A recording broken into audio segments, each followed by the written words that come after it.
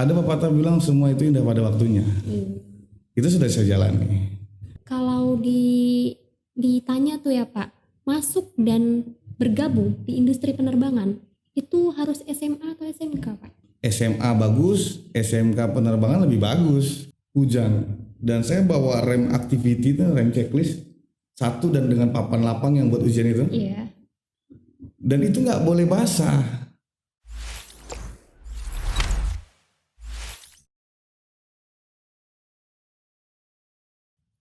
Hello everyone, kembali lagi di sini masih bersama Adele, tentunya hanya selalu di Sharing Podcast. Nah pemirsa di rumah, hari ini saya kedatangan bintang tamu yang sangat spesial sih tentunya untuk Sharing Podcast hari ini. Tapi sebelum itu, kalian wajib untuk like, comment, and subscribe, dan tentunya jangan lupa untuk tekan tombol notifikasi. Karena apa? Supaya kalian gak ketinggalan nih berita-berita seru atau podcast-podcast seru lainnya dari Sharing Podcast. Nah sebelum mulai nih, Adel tetap mau ingetin buat teman-teman di rumah untuk selalu jaga kesehatan kalian dan tetap patuhi prokes. Karena ya di masa sekarang ini ya tau lah ya gimana. Langsung aja nih kita mau ngobrol-ngobrol nih sama bintang tamu kita hari ini. Beliau adalah orang yang bekerja di dunia penerbangan. Bisa dibilang sih beliau adalah Airport Manager Lion Air Group yang berada di wilayah Pekanbaru. Menaungi beberapa maskapai seperti Batik Air, Lion Air, baru Wings Air, Malindo Air. Kalau nih teman-teman di rumah mau tahu atau kepo banget nih sama beliau, langsung aja nih kita kenalan sama orangnya langsung. Selamat sore Bapak. Selamat sore. Gimana nih Pak kabarnya? Baik. Nah gimana pemirsa, lihat deh, ini adalah Bapak William. Hai.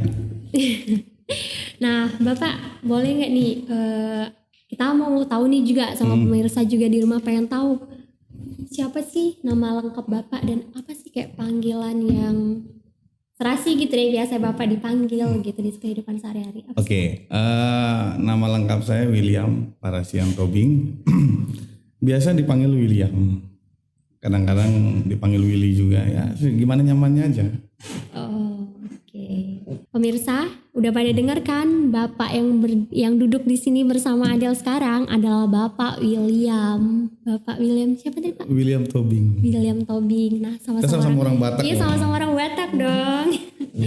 Nah, kita panggilnya Bapak Will aja ya, Pak. Ya, lebih singkat ya. Nah, beliau ini karena sudah bekerja di industri penerbangan dan pastinya kalian semua pengen tahu dong, gimana sih Bapak ini bisa bekerja dan bagaimana gitu masa-masa yang dilewati Bapak ini sampai detik ini bisa berdiri di industri penerbangan. Bapak boleh dong diceritain sejak awal Bapak bagaimana sih Bapak bisa masuk nih ke dalam industri penerbangan itu gimana sih Pak? Oke. Sebenarnya saya sebelum masuk dunia penerbangan itu tahun 2000, sebentar saya contekan dulu. 2005 saya lulus sekolah. 2006 saya kerja di homeschooling di daerah Kelapa Gading. Homeschooling. Jadi administrasi, ya persisnya waktu itu jadi tukang fotokopi lah di situ. Sambil berjalannya waktu, saya belajar tentang program namanya visual mind mapping. Ya, saya dipercaya untuk mengajar matematika menghitung cepat. Jadi pengalaman saya masuk di airline itu sebenarnya diajak teman awalnya. Jadi ada teman saya itu mau ngelamar kerja di Lion, dibilang ada lamaran, dan teman saya ini maunya sama saya, dia diantarnya. Akhirnya saya pergi dan saya antar dia dan saya buat lamaran saya, ternyata saya diterima. Tapi teman saya nggak diterima. Jadi terbalik itu ceritanya kan. Saya coba, masuk kan. Itu pertama kali saya masuk Lion Group itu 2009 di Cengkareng sebagai ground staff dan waktu itu memang kompetisinya cukup rumit ya. karena kemarin penerimaan langsung dari Lion-nya, kita ada yang namanya seperti OJT dulu di Cengkareng. Ada OJT sekitar 6 bulan. Semua ditanggung oleh Lion. Setelah saya OJT itu, saya ditempatkan pertama kali saya kerja itu ditempatkan di check-in counter.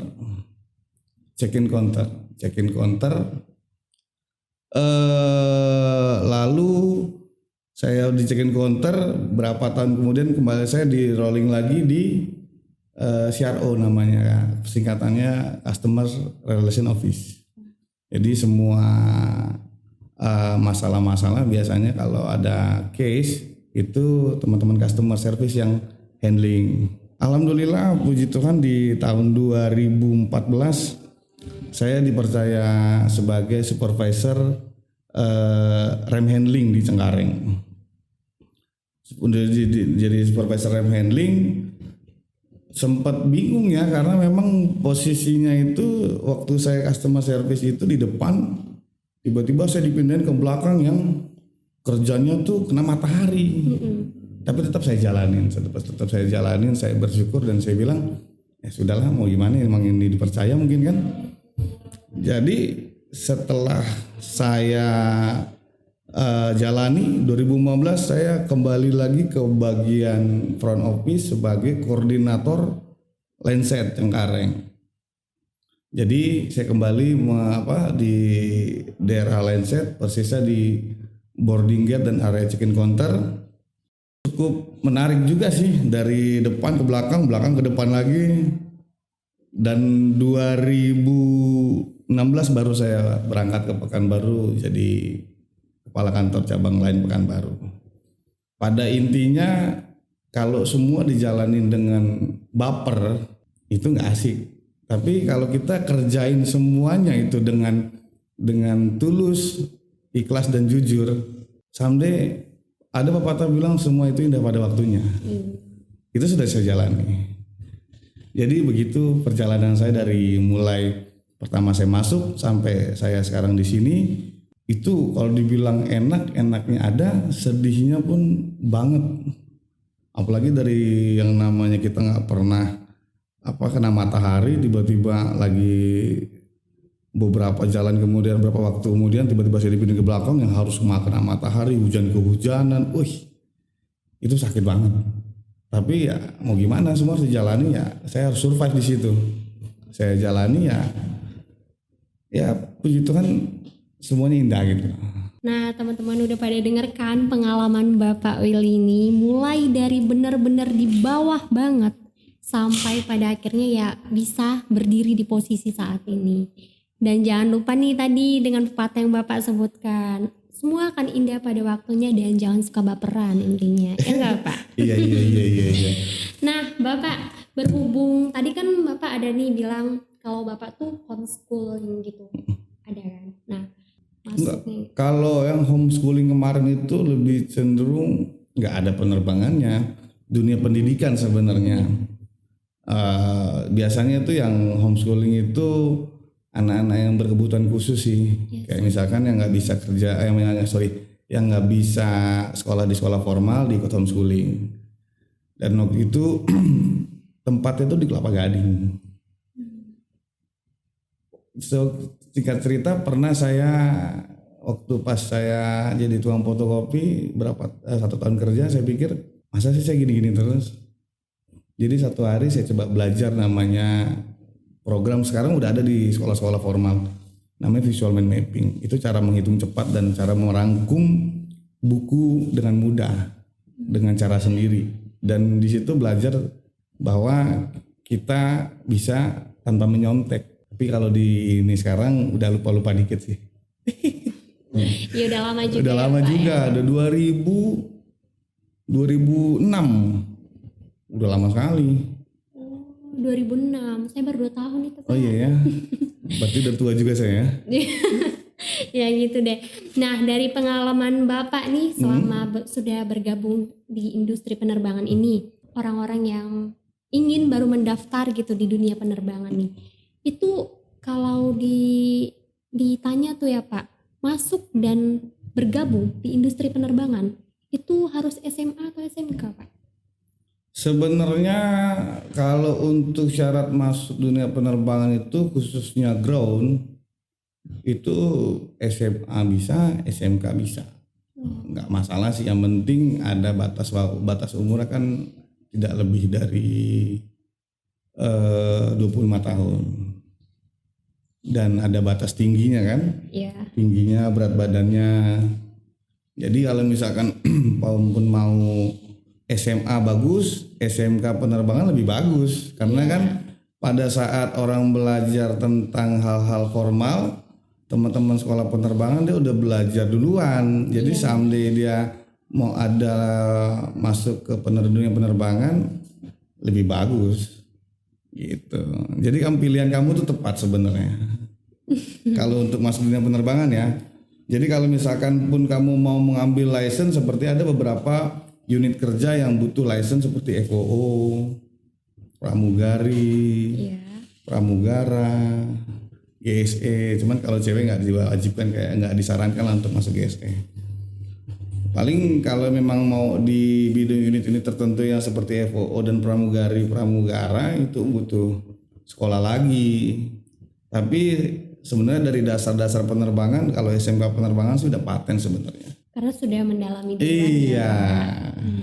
Karena juga nih di SMK kan dibandingkan dengan SMA, SMK tuh sudah ada PKL-nya, sudah ada pengalaman bekerjanya dibanding sama SMA. Betul. Gitu ya, Pak. Nah itu tadi teman-teman. Jadi kalau misalkan memang mau masuk ke dunia penerbangan, bergabung, itu yang SMA juga bisa loh. Tadi Bapaknya juga udah bilang bisa. Jadi kalian kalaupun memang yang SMA nih minat tuh, perbanyak lagi, perdalam lagi pengetahuan kalian dan wawasan kalian tentang dunia penerbangan. Ya kan Pak? Betul. Nah Bapak selama bergabung di sini dan bekerja di sini, Bapak pasti ada dong kayak momen-momen, mau momen kecil mau yang besar, yang penting sulit untuk dilupakan nih Pak, atau teringat-ingat, entah itu lucu. Momen yang sulit dilupakan itu waktu saya rotasi perpindahan divisi ya, dari customer service yang CRO itu customer relation office ke rem. Ada satu divisi di dunia penerbangan itu namanya rem handling. Iya. Jadi rem handling itu bisa diartikan bahwa dia itu koordinator untuk di lapangan ya. Jadi untuk pas pesawat masuk tuh rem inilah yang mengatur dari mulai disembak itu penumpang turun, disembak, refueling itu isi minyak, terus sama koordinasi dengan teknik gimana kondisi pesawatnya bagus apa ada pengecekan gimana, terus sama boardingnya ke ruang tunggu. Disitulah saya ngerasa bahwa apakah memang saya punya salah, saya dipindahin ke sini kan. Saya rasa saya nggak pernah punya salah gitu loh. Cuman memang itulah memang perjalanan hidup ya. Jadi pada saat saya dipindahin ke sana, dipindahin di divisi rem itu, saya handle pesawat itu di remote 88. Itu di jauh banget itu dari kantor kami jauh kali. Arah mau ke tol sana, tol bandara. Jadi singkat cerita pada saat saya sampai sana ternyata hujan dan saya bawa rem activity itu, rem checklist 1 dan dengan papan lapang yang buat ujian itu. Iya. Dan itu nggak boleh basah. Aduh. Sempat itu basah, saya harus ambil lagi jauh ke kantor. Kayak dari bandara ke Rumbai. Waduh, jauh ya Pak. Bandara Soekarno-Hatta kan besar. Jadi kalau misalkan pun itu saya pertahankan gimana nggak basah, saya berdiri di bawah pesawat dan saya peluk. Saya bilang, di situ saya nangis, saya bilang, kok begini sekali gitu kan. Cuman poinnya itu di saat saya dipindahin di rem handling itu saya jadi tahu tentang operasional. Dan di saat saya Di saat saya dikirim ke daerah menjadi kepala cabang dan saya sudah tahu semuanya apa saja yang harus dikerjakan mulai dari check-in counter sampai pesawat itu terbang. Nah, singkat cerita itu tadi dia pengalaman yang tak terlupakan dari Bapak William tadi. Menarik bukan semuanya? Nah, Bapak di sini kan Adil nih kan sekolah di dunia penerbangan nih. Nah, besoknya ya kalau misalkan memang ada rezeki bakal mau rencananya masuk untuk ke industri ini. Apa sih Pak kalau misalkan nih saya mau masuk nih, apa sih yang wajib dipersiapkan banget mulai dari sekarang untuk masuk ke dunia penerbangan ini? Yang wajib dipersiapkan itu sebenarnya kuncinya satu, mental dan kejujuran. Karena kalau bekerja di dunia penerbangan ini lebih identik dengan penumpang ya. Karena kan di dalam penumpang kita bekerja untuk dunia pelayanan, lebih fokusnya ke dunia pelayanan. Yang namanya dunia pelayanan itu kita harus sabar. Kita harus kuat mental. Belum lagi nanti kalau ada case-case yang delay panjang, terus bagasinya ketinggalan lah. Belum lagi ada yang case-case-nya ketinggalan pesawat. Jadi mental kita tuh harus siap. Sama ya kembali lagi karena anak muda zaman sekarang itu sebenarnya harus punya mental baja dan gak baperan. Karena kalau kita baperan tuh susah, gak bakal bisa. Kita harus punya hati, kalau orang Jawa bilang legowo.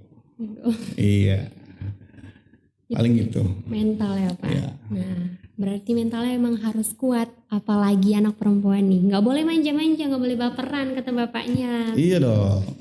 Nah, Pak, di industri ini kan, di penerbangan ini, Bapak sependapat nggak sih dengan saya kalau misalkan sebuah attitude adalah poin nomor 1 di dalam dunia penerbangan ini, apalagi di bagian pekerjaannya nih. Nah, kalau Bapak sependapat nih, attitude seperti apa sih yang misalkan harus dimiliki oleh pekerja tersebut? Attitude ya, attitude is number 1 gitu maksudnya. Iya. Oke, kalau berbicara attitude di semua bidang usaha penerbangan darat, laut, udara itu perlu ya. Itu nomor 1 attitude, apalagi di bidang pelayanan. Cuma kalau kunci suksesnya itu jujur. Karena orang baik belum tentu benar dan orang benar sudah pasti baik. Jadi kalau kitanya nggak jujur itu ya yang namanya orang bohong itu pasti ketahuan. Kuncinya kalau kita mau dipakai orang lama, kita harus jujur. Jujur adalah segalanya ya Pak ya. Di penerbangan itu, di para pekerja di ruang lingkup industri tersebut ini nih, itu kan saya tertarik nih Pak dengan salah satu kebiasaan yang sering disebut itu dengan kedisiplinan para pekerjanya. Itu contohnya yang pertama tuh seperti on time-nya para pekerja. Selalu tepat waktu, karena jarang sih ya Pak kalau dilihat di bandara itulah pertama nih yang sering terlambat atau pokoknya nggak on time gitu. On time ya. Kalau on time itu kewajiban yang harus dilaksanakan untuk teman-teman yang bekerja di penerbangan. Sebagai contoh, pesawat kita berangkat paling pertama itu jam 6. On time-nya jam berapa? 5.30? Bukan. Kita datang 2 jam sebelum wajib, 2 jam minimal 1,5 jam. Iya. Nah, jadi kalau misalkan kita pesawatnya jam 6 datang jam 6 itu udah salah. Jadi memang kita ditutup on time ini banyak kita yang prepare, banyak yang harus kita prepare, seperti mulai check-in counter, boarding gate segala macam itu banyak dokumen yang kita prepare dan kita harus emang harus on time. Jadi kalau kita nggak on time pesawat itu bisa delay. Karena pesawat pertama itu itulah menentukan bahwa pesawat yang terakhirnya itu akan masuk tepat waktu atau akan delay. Karena hal yang nggak bisa dihindarin itu teknikal sama bad weather. Jadi kalaupun kita misalkan di awalnya delay, terus nanti tiba-tiba di tengah rotasinya ada ketemu cuaca buruk atau teknikal, itu nggak bisa dihindarin. Makanya on time performance itu di dunia penerbangan itu kita nomor 1 dan itu wajib. Jadi begitulah singkat ceritanya Pak, mengapa para pekerja di bandara, intinya di dunia industri penerbangan itu wajib on time. Nah, tadi teman-teman semua udah denger ya. Bapak, di masa sekarang ini kan masa sulit-sulitnya nih ya. Semenjak COVID menyerang, semua menjadi terhambat.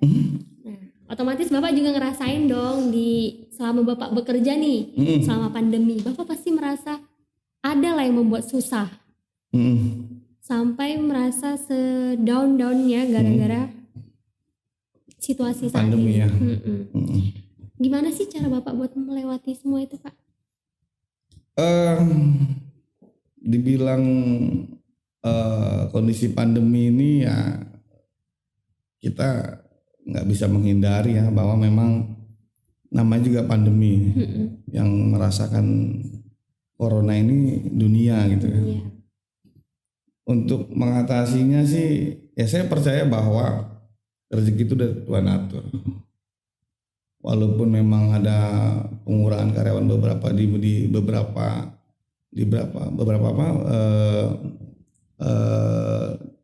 industri penerbangan, tapi memang kita lah yang benar-benar survive untuk bertahan. Dan kuncinya itu percaya aja bahwa rezeki kita nggak akan tertukar sih. Selalu apa ya bahasa sekarangnya? Percaya diri, optimis ya Pak ya. Nah Pak, pertanyaan selanjutnya nih. Dengan dicabutnya wajib PCR dan antigen sebelum keberangkatan dengan pesawat udara, bagaimana sih pelaku industri menanggapi ini? Sebenarnya sih masalah peraturan itu kami percaya bahwa pemerintah ini sudah mengatur aturan itu dengan baik ya. Dan seiring berjalannya waktu di saat ada peraturan menteri dan peraturan pemerintah yang mengatakan bahwa untuk penerbangan sekarang tidak diwajibkan untuk PCR dan antigen ya. Tentunya ada peningkatan penumpang, ada lonjakan penumpang, dan yang jelas ada peningkatan lah dari mulai yang aturan sebelum sampai aturan sekarang. Dan memang besar harapan kami bahwa pandemi ini memang segera berakhir dan kita kembali lagi hidup normal. Dunia ini sehat kembali, khususnya Indonesia. Last question dari Sharing Podcast nih untuk Bapak. Ya. Apa sih pesan dari Bapak untuk anak-anak muda yang ingin sukses di dunia penerbangan? Pesan-pesannya, anak muda sekarang itu wajib punya kemampuan, wajib lebih energik lagi lah, karena kedepannya itu memang kita ini berperang dengan sistemnya. Sistem sebagai contohnya aja, dompet itu sekarang sudah elektrik. Kita bayar apa-apa pakai handphone. Jadi kalau anak muda sekarang masih melalaikan waktu dan dia tidak mau belajar untuk perkembangan zaman, saya pastikan dia akan kepake. Tapi untuk anak muda zaman sekarang, pesan saya, tingkatkan kualitasmu agar hidupmu bisa mengetahui arahnya kemana. Nah, teman-teman di rumah, itu dia tadi pesan singkat dari Bapak William. Hari ini podcast kita berakhir. Ya. Sebelumnya kami dari Sharing Podcast mengucapkan terima kasih atas Sama-sama. kehadiran Bapak telah meluangkan waktu di sini bersama kami. Terima kasih Bapak atas juga sharing-sharing kita dan Ya. semoga next time ya kalau Bapak diundang lagi, Bapak mau hadir lagi ke sini Oh, bersama siap. kami. Semoga next time Mbak Adel bisa bergabung dengan kami. Iya, amin. Nah, teman-teman, sekian dari kami. Sebelum kami menutup, jangan lupa untuk like, comment, and subscribe channel kita. Karena apa? Karena like dari kalian sangat berarti bagi kami. Dan nantikan podcast kami selanjutnya hanya di Sharing Podcast.